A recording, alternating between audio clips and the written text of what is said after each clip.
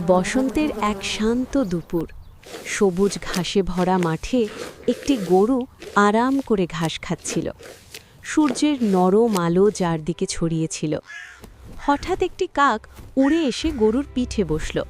গরু একটু অবাক হয়ে বলল, এই কাক ভাই, আমার পিঠে কেন বসলে? কাক হেসে বলল, গরু ভাই, তোমার পিঠে বসলে একটু ঠান্ডা বাতাস পাই আর চারপাশও ভালো দেখা যায়। গরু মুচকি হেসে বলল, তাকে তো আমার কোনো সমস্যা নেই, বসে থাকো।